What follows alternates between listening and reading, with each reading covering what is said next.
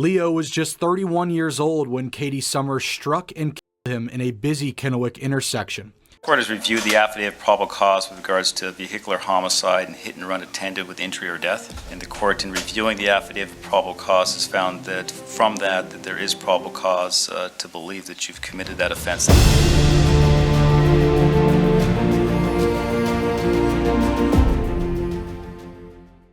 Today we are going to be talking about Katie Summers, more popularly known online as LoseItConKatie. She was really popular back in like 2016, 2017, kind of around the same time when I started coming up. We were actually friends, we were people that knew each other, acquaintances, and there's been a lot of stuff that has gone on there and a lot of stuff that people have asked me to talk about. So it's more serious of a video than normal. It's a very serious topic. I do want to say, if you enjoy these more in-depth kind of deep dive videos, I would really appreciate a like, a comment. Let me know if there are other people that you want me to talk about, if there's other stories that you think that should be told. I would love to do that. But yeah, let's get into it. Katie started getting popular on social media around 2014, same time as me.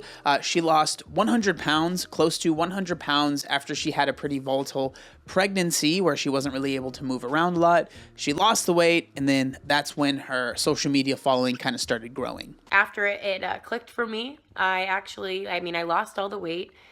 I did a fitness competition and I won. I did a lot of cool things, but my greatest accomplishment in my whole weight loss journey was getting to a place where I was able to take what I had learned about myself and about the journey and about fitness and about nutrition and teach other people how to maintain that kind of freedom too. Around that time, losing weight and sharing your weight loss journey was a lot more popular on Instagram than it is now. And so she was a very standard, what I would call influencer, where it was like sharing your meals and sharing your journey and kind of just talking about what you're doing and trying to give tips. And she was pretty relatable. Obviously, she was a mother. And so she really related to a lot of other women that were kind of in the same boat of, it's a story as old as time, right? You get pregnant, you gain weight, you have the baby, and you really struggle with losing that weight. And so she was definitely a beacon for a lot of women that were in a similar place that she was at the time. Katie ended up getting about 150,000 followers on Instagram, and then she turned that into a coaching business where she was coaching other women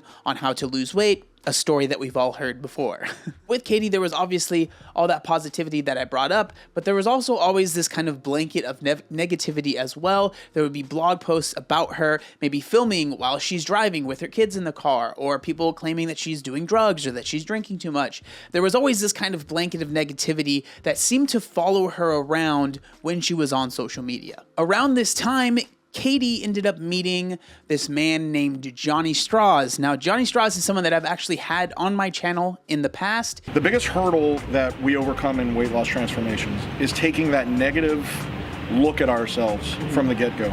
He was what I would say was a friend of mine as well. He ended up coming to my Men's Physique show in 2016, but he has his own story there. There are a lot of people that have claimed he's scammed a lot of people. There ended up being a documentary made about him having cancer, and there are a lot of claims that are saying that he faked having cancer. Again, all of this is alleged.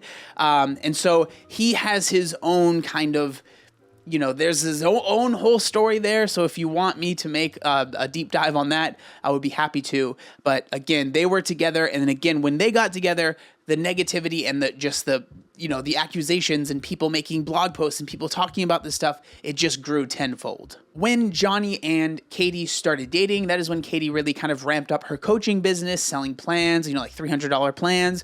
And that's kind of when that stuff started. And again, whenever someone starts doing plans and maybe people feel like they're not qualified, people are going to be talking about it. So on those blogs, there were people talking about that as well. Now, even with all of this negativity and kind of these speculations and accusations, Katie was still gaining a following and she was still making money and she was still coaching a lot of women. Then the night of August 21st, 2018 happened that completely changed the course of her life. Leo was just 31 years old when Katie Summers struck and killed him in a busy Kennewick intersection.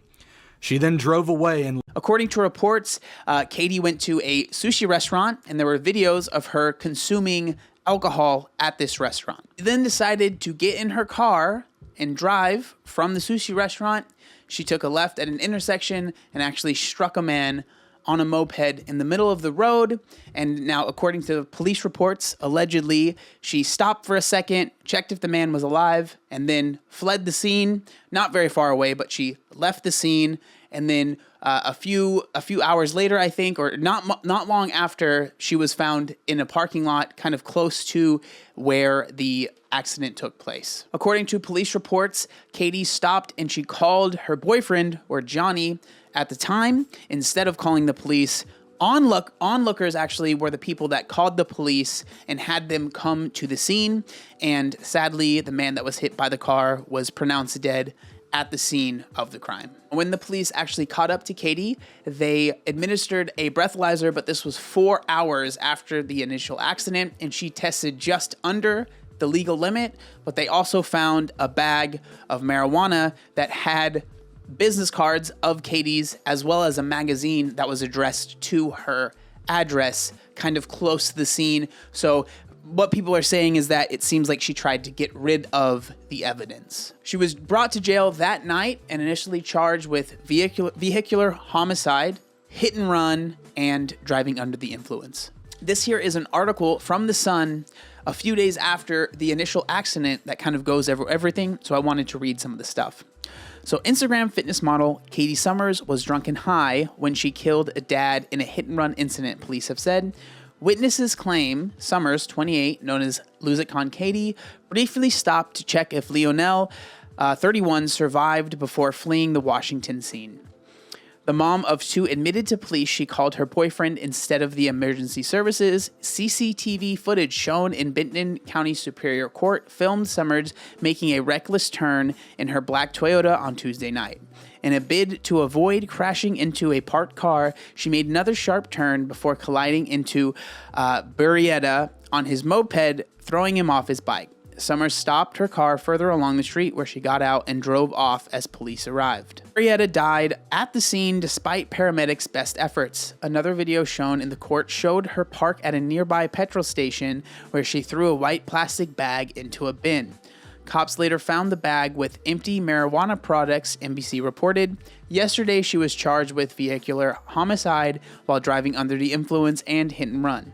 She is set to reappear in court on Monday. Now, obviously, that was 3.5 years ago, and so what has been going on since then? Well, as is tradition with the legal system here in America, things kind of dragged, and things kept getting pushed back and pushed back and pushed back, and then 2020 happened, as we all know, and that pushed things back even further, and so there wasn't a lot of developments for quite a long time until very recently. Katie was actually offered a plea deal where she was able to not get a DUI, and instead they charged her for vehicular homicide with disregard to the safety of others and hit and run accident injury. Now, allegedly, the reason that there was no DUI is because when they did give her the breathalyzer, which was quite a long time after the accident took place, she did test under the legal limit. And for some reason, allegedly, the marijuana paraphernalia was not actually entered into the case. This all comes to a head in May of 2022 when Katie received her sentence. And there's actually an article that we can go over that goes over that entire day. Katie Summers sentenced to 26 months in prison. Kennewick, Washington. It's been more than 3.5 years since Katie Summers hit and killed Leo Burrietta at the intersection of Edison and Clearwater in January. She pleaded guilty to vehicular homicide with disregard to the safety of others and hit and run accident injury. Today, a judge handed down his sentence. Everyone in the courtroom today was forced to relive one of the worst days of their lives. Leo's family has been waiting for sentencing for years, and finally they have it. We'll never get to have the children that we wanted to have one day, and I'll never get to see his hair turn gray, said Leo's fiancée, Raquel Juarez. In front of a packed Benton County courtroom, a handful of people recounted the wonderful person Leo was before his life was taken so soon. The past 3.5 years have been torture, a living hell that I wake up in every day. And to think that this is the rest of my life, this is my reality, how am I supposed to move on without him? I can't. Leo was just 31 years old when Katie Summers struck and killed him in a busy Kennewick intersection. She then drove away and left Leo's lifeless body in the intersection in August of 2018. 3.5 years ago, we buried my best friend, and I will never, ever allow anyone to get close to me like I did Leo. Nobody will ever replace him in my life. After friends of Leo spoke before the judge, Katie Summers' sister actually spoke on her behalf. When Katie first told her 2 children of what was happening in her likely incarceration, her youngest son fell back on his bed and said between sobs, "You can't go, Mom. Tell them about us." Filled with emotion, Summers also spoke before the court and apologized for her actions that night. I want you to know that Leo's life matters to me. And that left turn that night is the moment that my world stopped. I cannot and will not ever just carry on, ever. My family, we are defined by this tragedy, and we carry it with us every day. After hours of comment, a judge sentenced Summers to just over 2.5 years in prison for taking Leo's life.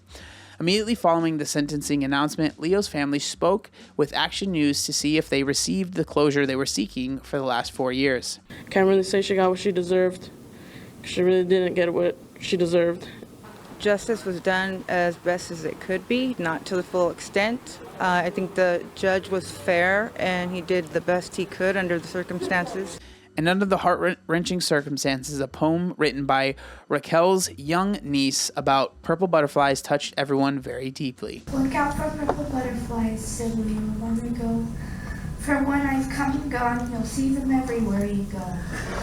Not a single thing will kill the memories in our hearts, except when walls from a cocoon begin to tear apart.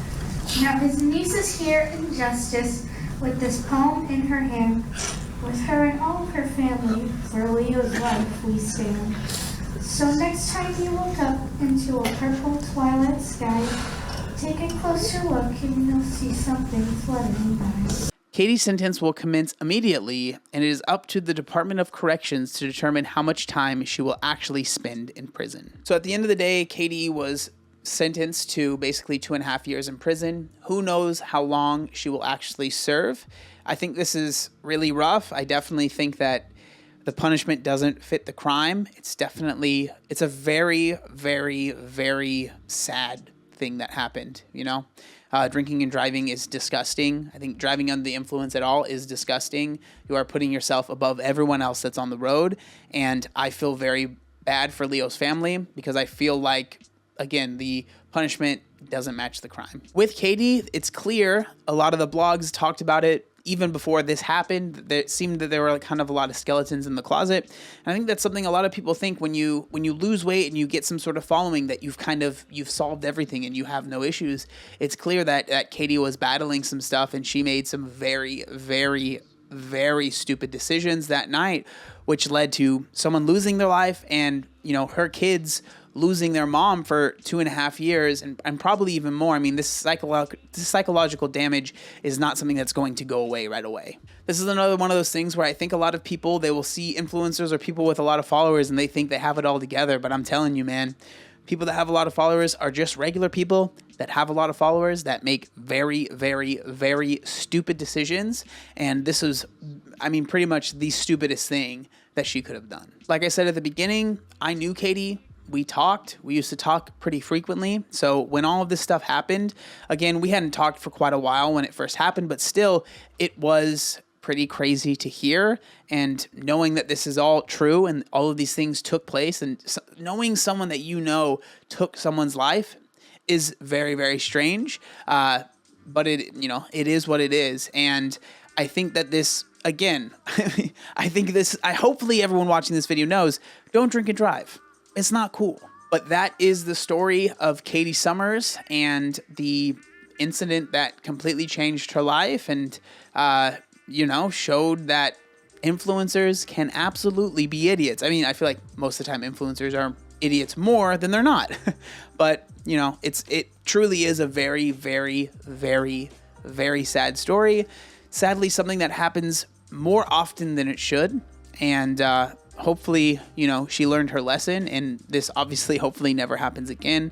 But that's the story. So again, I would love to know what you think about the video down in the comment section down below. Obviously, I know that this is, you know, a hard story. This is pretty intense, but let me know what you think of the format. Let me know if there's anyone else you think that we could do a deep dive on. That would be awesome. Thank you so much for watching the video, and I'll see you next time.